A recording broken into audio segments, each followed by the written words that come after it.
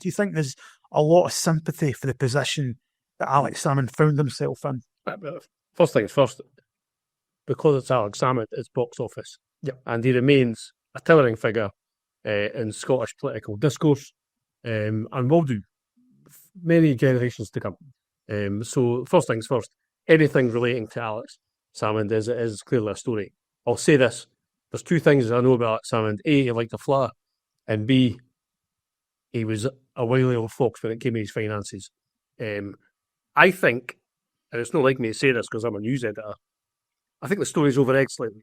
Okay. I think Salmond probably done a good job of taking his asset base below the threshold for inheritance tax, and I think in doing so, he's probably done a great favour to his family, and I think that was probably in his mind, long before his sad demise. So, in the second point, I think I'd like to make is, as our colleague Paul Hutchin demonstrated, he was not living a life of penury. No, he was living a life of some, and he'd spent a lifetime in politics, spent a lifetime in media. He was getting a lot of his Russia Today work was earning him a fair wedge more than I earned. For 30 grand per episode. Well, that's roughly about what I get for this, isn't it?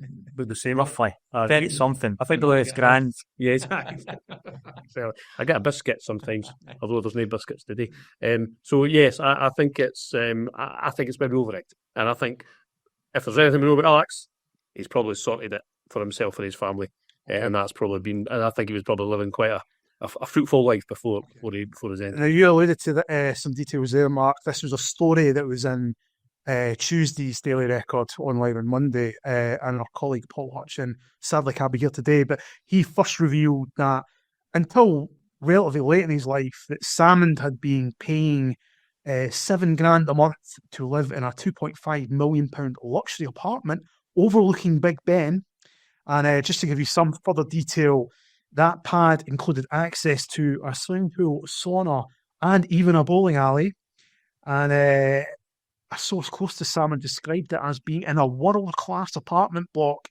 Dougie, is this the sort of place that you stay in? And I wish. A typical Scottish nationalist. It seems he hates Britain but loves London. Loves living the high life in London. I've got to be. I'm actually glad you said you thought it was over-egged, Smitty, because I think it's been over-egged a bit as well, if I'm being honest. And the story in today's Times, the front page of today's Times, I thought really kind of clutching a bit. So concerning Salmond's widow, Moira. So Moira might need to sell the house if this happens, and if this happens, and perhaps if this had happened before. There's an awful lot of ifs and buts in there, and I'm a wee bit uncomfortable with the way Moira Salmond seems to be presented as this kind of hopeless widow, this kind of someone who almost like people are saying she can't take care of herself. It feels a bit like that at times. I don't know if you guys get that. I think she does have a lot of friends and allies, it's fair to say. And I would be very surprised if she was put in a position where she would lose the house. I would imagine, I'm just basing this on, what I've read myself, that if allies of Salmond would allow that to happen, I think he still has enough friends out there who would ensure that that scenario would not happen. So I agree. That house has gone nowhere. Yeah, she'll stay. I should take that as clutching at straws. I agree. I just think that kind of image offer. I don't know if Salmond's allies are trying to, play up to that. Poor Moira. I mean, it's terrible. Of course, she obviously lost her husband, but we're kind of almost making it into a child, almost, or an infant, or someone who's completely helpless. I find that kind of side a bit uncomfortable. But the whole story, in some ways, quite. I found it immediately hard to believe that a guy who's got a First Minister's pension, an MP's pension, is died with a pot to pee in. But it's just, I think the whole thing is maybe a wee bit, and it's obviously designed to kind of curry a bit of sympathy for him, to curry sympathy for her.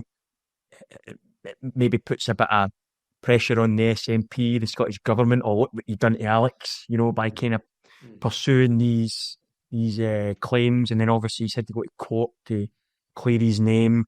I think that's got a lot more to it than actually concerns that Moira's going to, lose the house. It does illustrate how big a deal he remains in Scottish politics, more than a year after his sudden death. And that will not go away.